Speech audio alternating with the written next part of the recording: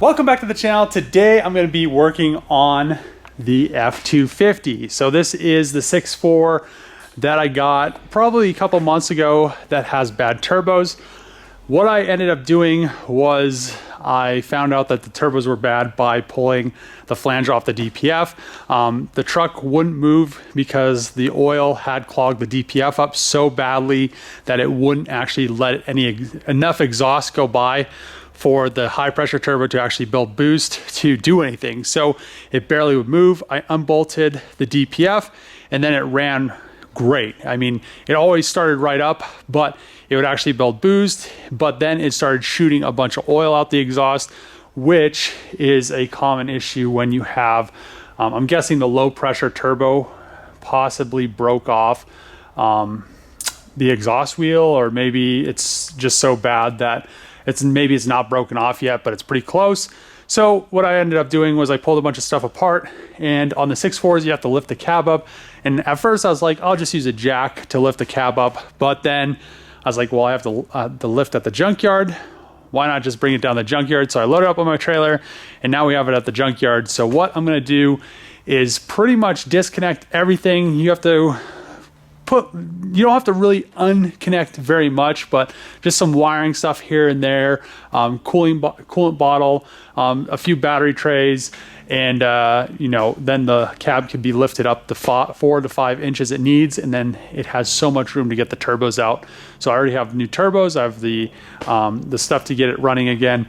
So yeah, let's commence this. I probably won't time lapse it or anything, but we'll get this thing back running and driving, and I can't wait, because after that, then I can put new tires on it, clean it up a little bit, do some things here and there, detail it. Got the whole front of the truck torn apart. I had to tear it apart a little bit more than you usually have to. Usually you don't have to pull the coolers out of the truck, but on these, the tabs for the cab bolts are pretty weak. So 3 of them spun. These 2 in the front spun, and this 1 on the driver's side spun. So what you have to do to access these is pretty much, well, you can get a wrench in this way, but you can't see it. So it's like 50-50. If you get a wrench on there, you don't have to pull the coolers, but at the same time, it's not that difficult to pull the coolers. I also had to remove the Egr cooler, so it made it a little bit easier to do that, as well as I removed the Egr, and I got all of this disassembled over here. And surprisingly enough, the Egr wasn't that clogged. It really doesn't, it looks like it was probably recently cleaned. They did a lot of maintenance to this truck other than not changing the oil. I'm not exactly sure where those went, but why you wouldn't change the oil with maintenance. But there's 8 brand new injectors in here, and it just, looks like the Egr was recently cleaned, probably when they did those injectors. And we all know what happened with the turbos. They didn't change the oil. The oil filter came apart, or maybe the oil filter was a bad oil filter, because I've had that happen to me before. And it just made this low pressure turbo go bad. I try to spin it by hand. It spins, but it's very hard to spin, and it catches every once in a while. So it'll be very interesting to see what that turbocharger looks like once I get all that stuff off of the truck. But what I have to do now is I need to pull these running boards, because as you can see, the running boards go all the way past the bed, and the running boards are connected to the cab. So if I did lift it up, it'd just smash the bed more than it's already smashed, and we'd have to do something with the bed. So I'll pull those off. We'll lift it up a little bit, and about 4, 5, 6 inches, and you have plenty of room to get to the turbochargers, especially since I have all these coolers off of here. It'll be very, very easy to get all this stuff done now. So this is what the cab looks like lifted up. So really why you do this is so you can get to the turbos, and you can see how much easier you can access everything. You can't even pull them without lifting the cab. So, but once you lift it up like 4 or 5, 6 inches, you have plenty of room. So what I'm gonna do now is remove all the stuff that I need to get the turbos off. I've already removed this crossover pipe with the fuel filter assembly, or the fuel cooler assembly, which is right there. And it has a little, looks like a little coolant thing for that as well. But yeah, it's pretty straightforward. I mean, it's not too difficult. I'm gonna have to remove this to put it on my turbos, and I've already verified that worked when I had this thing running, so I don't have to worry about it not working and having to put a new one on it. Just finished pulling both turbos. It's quite a process to get them off, but they're off. So what I ended up doing, there was quite a bit of coking in the turbo pedestal, which the return lines go through. I probably could have just left it, but I pulled it off. So I ordered O-ring. I'll be here tomorrow, and then I'm gonna clean up that pipe, clean it all out, and then clean up that pedestal because there's quite a bit of just sludge in it, and that's because the oil never got changed. Also, where the pedestal bolts to, there's a valley right there. I'm going to clean that out because it has some sludging. So we have a bad low pressure turbo, but it's not as bad as I thought it was going to be. So I thought this exhaust wheel might have broken off and was probably just like stuck inside that, in that housing or something, but it's still on. It just pretty much seizes. I mean, when you try to spin it, it's very, very hard to spin. And it's probably getting to that point where it was going to lock up, but it was already blowing so much oil out the exhaust that the people clogged up the DPF. So what I'm going to do is pretty much wait for that. The O-ring I also ordered, so I thought I was going to be able to get this thing back running, but I also ordered a new turbo feed line. This one was kind of, I don't know, it's kind of, you can see how it's just this flexible joint. Just kind of worries me. Plus, another thing, there was a bunch of contaminants going through that line. Probably can't clean them all out. The lines are pretty cheap, so might as well just order one. So that should be here on Friday, and I could get everything back together, get the turbos on there tomorrow, and we'll be able to just pretty much bolt that line on because it's not that hard to. It's not very, it's very easily accessed after the cab's back on. So I'm really happy that it doesn't look like the engine was, I mean, you can see the exhaust ports back there. There's no, it's not wet. There's no oil. They're just nice and diesel soot black. So I don't think there's anything wrong with the engine. It really didn't have much blow by. I mean, all diesel engines have blow by. Some people might say they don't. And if you have a little bit of blow by, that your engine's bad. So it had a little bit. My 17 had a little bit when it had 70,000 miles, and it really hasn't changed much, even with the tune and everything. But yeah, let's get all this stuff cleaned up tomorrow, and then start putting it back together. Finally got the parts in from Ford for the 6.4, and what I ordered, like I said before, the turbo line came in the same time as that gasket. So what I'm going to do now, the gasket is for the pedestal, and as you can see, there's quite a bit of sludge and coking in it. I'm going to clean it up. I've already cleaned up the return tube for one of the turbos. The other one is actually cast into this pedestal, and then I also got the turbochargers ready. So as you guys know, I like things clean, so I powder coated both of the compressor housings. They look nice and brand new, which is really, really a plus. And also, I got a brand new turbo installation kit.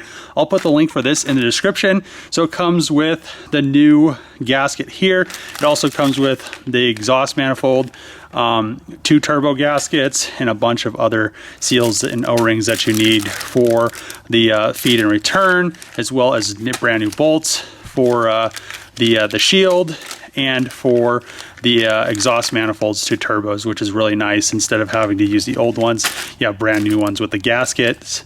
And yeah, what I'm going to do now is actually clean that up and clean up the valley.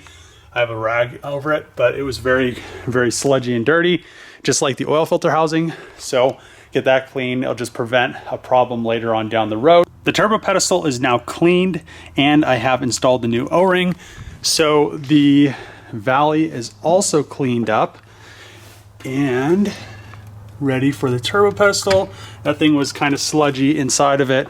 And then I put both of the turbochargers together. So in that kit, it has a new gasket, and then it has a new little, like a lead crush washer, I guess is what it is. And that goes inside. So I pulled the old one out. Just finished putting the turbos in. It's a little tricky because there's 2 oil returns, but you just pretty much get the first one in, and then you just watch this one, and you want to make sure to check and make sure that both of them are in, because if you have to, if you have a leak, you have to pretty much pull everything back apart and lift the cab back up. So what I'm going to do now is just put everything back together and get the cab back down. I need to pull some exhaust stuff off of here and replace it with some other exhaust stuff, some lighter exhaust stuff. We're doing some weight reductions on this thing. I did some weight reductions up there by the turbocharger, and yeah, I think after I get these turbos, everything hooked back up, she should be really nice, because that turbo, that low pressure turbo is bad, and this high pressure turbo right here, I'm not sure if it's good or not. I'll probably just list these as some cores if somebody wants to do a rebuild on them. But you can see that that gasket right there is pretty much gone, and that's most likely because the DPF got clogged and it was just blowing exhaust. You know, it has to, the path of least resistance was that gasket, and you could just see how just destroyed these turbos are. So hopefully, you know, I could get maybe a couple $100 out of those things, and we'll just kind of go from there. I think I have an issue with powder coating stuff. I love how it looks though, but yeah, let's get this thing back together. Went from I just need to put the exhaust on to I have to cut the flange off of this so I can pull the DPF off. But luckily enough, I have another back section, so I just am gonna pull this whole exhaust off because I'm gonna have to chop it through that pipe right there.